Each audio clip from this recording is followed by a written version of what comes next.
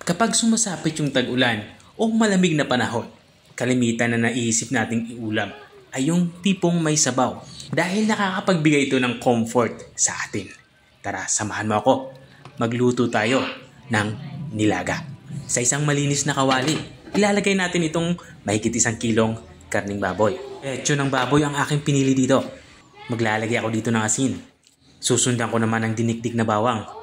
At maglalagay din tayo dito ng luya. At matapos natin mailagay yung luya, ilagay na din natin itong ating pulang sibuyas. At sabayan na din natin ng buong paminta. At maglalagay na din ako dito ng dinikdik na paminta. At panghuli nating ilalagay itong ating mais.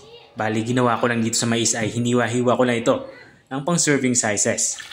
At dito naman sa part ito, nilalagyan ko ng tubig. Sa tubig naman ay sapat para makapagpalambot at maluto itong ating karning baboy. Hinalo ko lang ito ng kaunti at saka ko tinakpan. Bali, ang gagawin natin dito ay papakuloy natin ito ng mga 30 to 45 minutes. Pero bago pa ito kumulo ay binuksan ko muna ito. Dahil dito ay tatanggalin natin itong mga impurities. So yung mga lumulutang na yan ay tanggalin natin para masarap yung ating hiko. Sabaw mamaya. At matapos ko matanggal yung mga impurities ay hinalo ko lang ito. At bago ko tutakpan, nilagyan ko ito ng isang prasong pork cube. Pero naman ito ay optional. Kung ayaw nyo maglagay ng pork cube ay okay lang naman. At matapos nga ng 35 minutes ay binuksan ko na nga ito. Dito naman sa parte ito ay titimplahan ko na nga ito kung swak na sa aking panlasa ang lasa nito. Pero dahil nga kulang ito sa alat, maglalagay ako dito ng patis. Kung wala naman kayo patis ay okay lang naman asin. Katulad ng sinasabi ko, okay lang yan. At matapos natin matimplahan to at okay na sa aking panlasa, ay ilalagay na natin itong ating saging. Ang ginawa ko lang dito ay binalatan ko na ito. Pero pwede nyong hugasan ng maigi at huwag nyo ng balatan. Matapos natin mailagay yung saging, tatakpan natin to at lulutuin natin to ng mga 5 minutes. Pakalipas ng 5 minuto ay sigurado akong naluto na nga itong ating saging.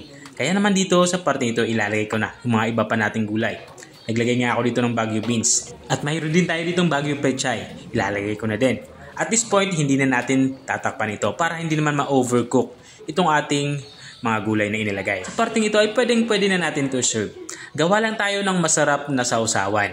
Mayroon ka tayo ditong siling pula at nilalagyan ko lang ito ng patis. No, napakasarap talaga humigop ng sabaw nito. Magiginhawaan ka talaga. Ito na nga yung ating nilaga. Kung nakarating ka hanggang dito sa dulo ng aking video, maraming salamat sa panunood. At kung nagustuhan mo naman yung bago nating recipe ibinahagi, pwede mo naman ito i-share. O siya, hanggang dito na lang ako.